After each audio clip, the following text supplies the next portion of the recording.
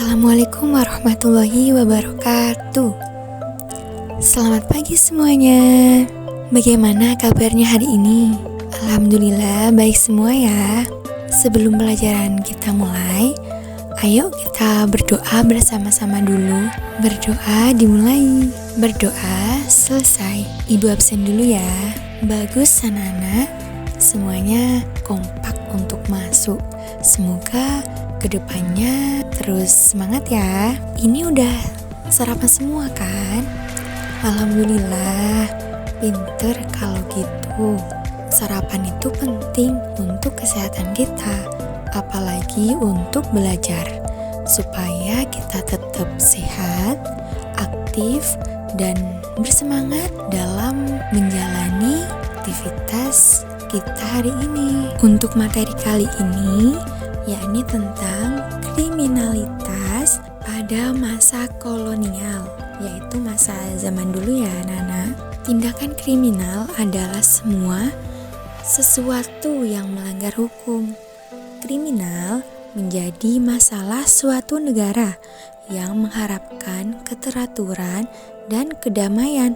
Akan tetapi, kriminalitas biasanya juga dikelola negara untuk mempertahankan suatu kekuasaan. Biasanya, ekonomi yang berpenghasilan rendah, menganggur, atau kondisi miskin menjadi alasan pelaku untuk mencuri atau merampok. Kebutuhan pokok sehari-hari seperti sandang, pangan, dan papan tidak dapat dipenuhi dengan pendapatan yang sedang atau tidak mencukupi. Sementara itu, kebutuhan keluarga meningkat dari hari ke hari, dan jumlah tanggungan yang signifikan menemukan berbagai cara untuk menghasilkan pendapatan tambahan, di mana keterampilan dan pendidikan sangat rendah. Oleh karena itu, satu-satunya cara untuk mendapatkan penghasilan tambahan adalah dengan melakukan kejahatan seperti pencurian, perampokan, atau penipuan. Tadi telah dijelaskan tentang pengertian kriminalitas ya anak-anak. Sekarang ini pemicunya.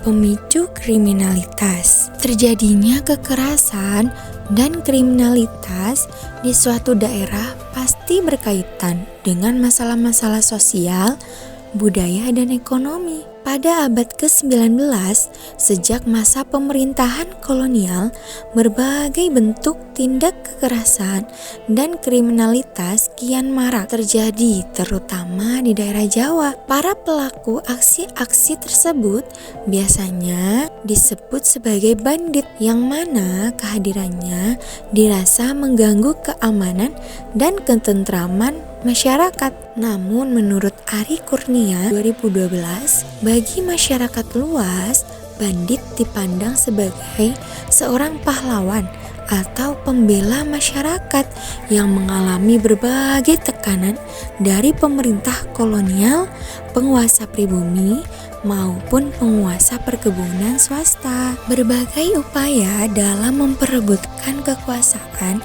juga menjadi pemicu terjadinya aksi kekerasan politik yang dipengaruhi oleh terciptanya state of violence atau negara kekerasan. State of violence yang lahir pada masa pemerintahan kolonial ini telah menjadi akar dari munculnya berbagai tindak kekerasan dan kriminalitas.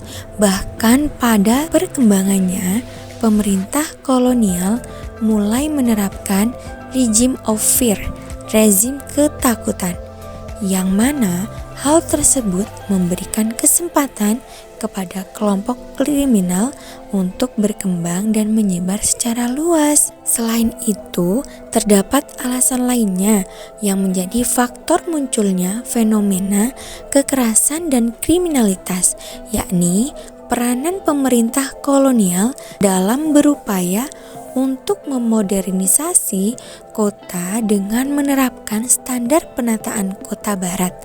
Hal ini bermaksud untuk memperbaiki kampung kumuh, menata kota agar teratur tertib dan makmur. Secara garis besar, pemicu dari munculnya aksi kekerasan dan kriminalitas dari para bandit ini dikarenakan keterhimpitan masyarakat secara ekonomi dan sosial, rendahnya pendapatan, serta banyaknya tuntutan kebijakan dari pemerintah kolonial menjadikan masyarakat hidup dalam kemiskinan sehingga memaksa mereka untuk menambah pendapatan dengan cara lebih cepat, yakni menjadi bandit.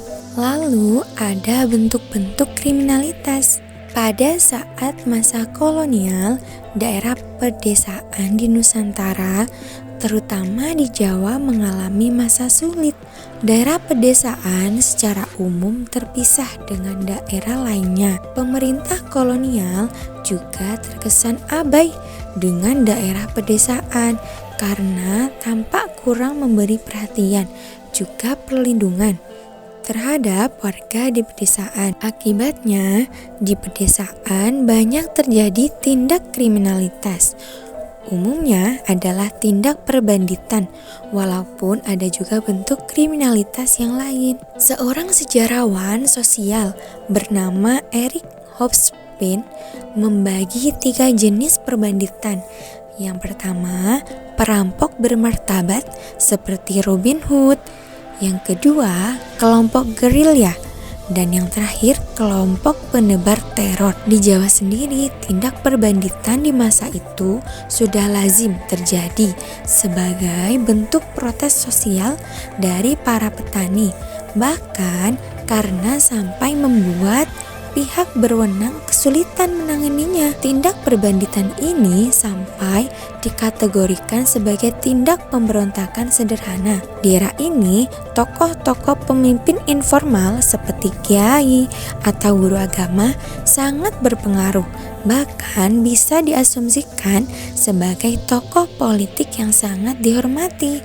Nah, sekarang dampak perbanditan dalam bidang sosial dan ekonomi. Berbagai masalah sosial dan ekonomi telah menjadi faktor yang melatar belakangi terjadinya perilaku menyimpang seperti tindak kejahatan kriminalitas. Perbanditan tersebut tentu saja memberikan dampak dalam bidang sosial dan ekonomi.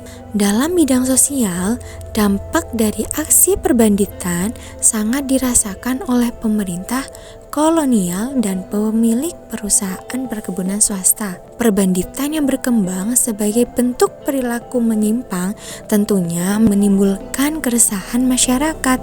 Akibat dari maraknya perbanditan, terutama di daerah sekitar perkebunan yang menjadi sasaran para bandit dalam menjalankan aksinya, mengakibatkan banyak kematian, sehingga tingkat keresahan masyarakat terhadap tindak perbanditan makin meningkat dan mempengaruhi rendahnya pertumbuhan penduduk di daerah perkebunan. Selanjutnya, yakni dalam bidang ekonomi. Dampak yang diterima oleh pemerintah kolonial dan masyarakat miskin serta para petani, yakni pihak-pihak yang sering merugikan masyarakat, menjadi pihak yang dirugikan secara finansial atas kegiatan dari perbanditan. Pemerintah kolonial, penguasa pribumi dan penguasa perkebunan swasta menjadi sasaran para bandit dalam menjalankan aksinya dengan mencuri uang dan barang-barang mereka, lalu kabur dan bersembunyi di hutan sampai ke daerah-daerah terpencil.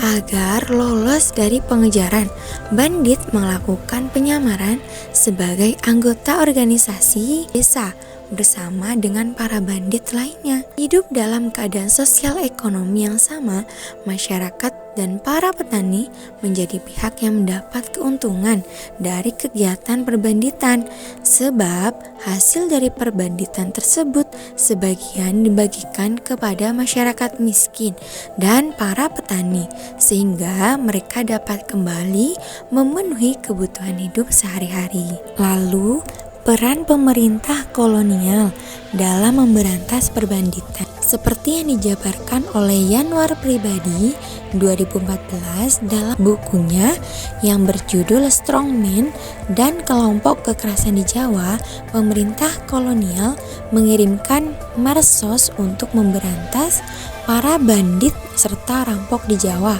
Pemerintah kolonial memanfaatkan penguasa-penguasa lokal serta ajudan-ajudannya untuk menginvestigasi atau kata lainnya memata-matai tindak kriminalitas di desa-desa di wilayahnya. Selain itu, pemerintah kolonial juga membentuk polisi-polisi desa atau disebut sebagai jagabaya. Mereka diberikan tugas oleh pemerintah kolonial untuk mencegah pelanggaran yang berkaitan langsung dengan tindak kejahatan berat seperti pembunuhan, pencurian, pembabakan, perampokan, serta perkelahian yang terjadi pada warga desa. Jadi itu kriminalitas pada masa kolonial. Sama saja, tidak jauh berbeda dengan kejahatan di masa lalu dan di masa sekarang. Namun sekarang perbanditan biasa disebut dengan premanisme atau begal. Baik kalau gitu, sekarang dibuka bukunya halaman 25 ya. Nah, di situ ada soal. Nanti di rumahnya dikerjakan. Minggu depan akan Ibu bahas ya. Ibu absen dulu ya. Alhamdulillah masih ada semua. Ayo kita berdoa dulu ya anak-anak sebelum Ibu akhiri. Berdoa dimulai. Berdoa selesai. Tetap semangat ya anak-anak. Jangan lupa PR-nya dikerjakan. Baiklah, kalau gitu Ibu pamit dulu ya. Assalamualaikum warahmatullahi wabarakatuh.